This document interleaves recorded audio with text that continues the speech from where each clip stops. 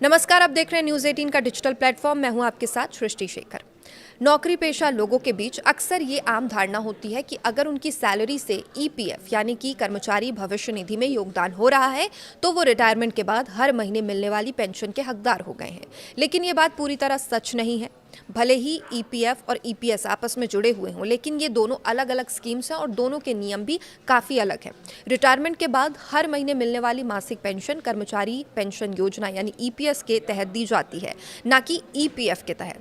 तो आइए समझते हैं कि किन पीएफ खाता धारकों को रिटायरमेंट के बाद पेंशन मिलती है और इसके लिए क्या क्या शर्तें होती हैं। तो देखिए, अगर आप किसी कंपनी में नौकरी करते हैं तो आपकी बेसिक सैलरी और डीए मतलब बेसिक प्लस डीए का 12% हिस्सा आपके ईपीएफ खाते में जाता है और इतनी ही राशि 12% जो है वो कंपनी भी देती है जिस कंपनी में आप कार्यरत हैं। लेकिन कंपनी के इस 12% योगदान के दो हिस्से होते हैं।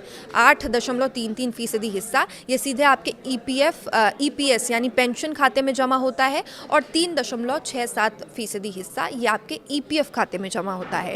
यानी आपकी मासिक पेंशन का पूरा फंड कंपनी द्वारा दिए जाने वाले इसी 8.33% हिस्से से तैयार होता है। अब पेंशन पाने के लिए सबसे ज़रूरी शर्त ये होती है कि 10 साल की आपकी नौकरी होनी चाहिए, मतलब जो टाइम पीरियड है वो 10 साल होना चाहिए कम से कम। हर पीएफ सब्सक्राइबर को पेंशन नहीं मिल सकता। ईपीएस के नियमों के मुताबिक मासिक पेंशन पाने के लिए कर्मचारी को कम से कम 10 साल की योग्य सेवा पूरी करनी अनिवार्य है। अगर आपकी कुल नौकरी एक या एक से अधिक कंपनियों को मिलाकर 10 साल या उससे अधिक हो जाती है, तभी आप रिटायरमेंट के बाद नियमित मासिक पेंशन के पात्र बनते हैं। जब आप एक नौकरी से दूसरी नौकरी में जाते हैं तो सर्विस की निरंतरता को बनाए रखने के लिए अपने पुराने ईपीएफ और ईपीएस अकाउंट को नए अकाउंट के साथ ट्रांसफ़र ज़रूर कराएं। ऐसा ना करने पर आपकी कुल सर्विस अवधि की गणना में दिक्कत आ सकती है। और सवाल ये भी उठता है काफ़ी कि किस उम्र से पेंशन शुरू होती है। तो देखिए, इसका जवाब है 58 साल की उम्र।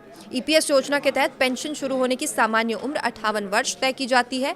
10 साल की नौकरी पूरी करने वाले कर्मचारी 58 साल की उम्र पार करने के बाद पूरी पेंशन के हकदार हो जाते हैं।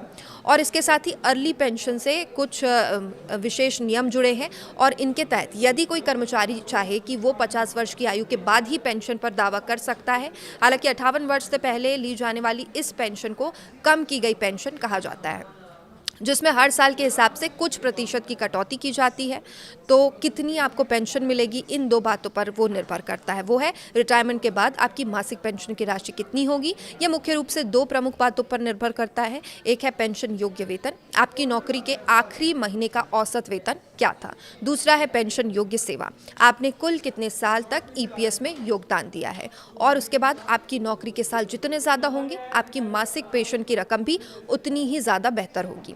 पहले से ही ईपीएस अकाउंट को चेक करते रहें अगर आप फ्यूचर में भविष्य में पेंशन स्कीम का फ़ायदा उठाना चाहते हैं। ज़्यादातर कर्मचारी केवल अपने ईपीएफ अकाउंट का बैलेंस देखते रहते हैं और ईपीएस की पासबुक या सर्विस हिस्ट्री चेक ही करना भूल जाते हैं। और रिटायरमेंट के समय किसी भी तरह की परेशानी या क्लेम रिजेक्शन से बचने के लिए ये बेहद ज़रूरी है कि आप समय समय पर अपनी कुल सर्विस अवधि ईपीएस योगदान की जाँच करते रहें।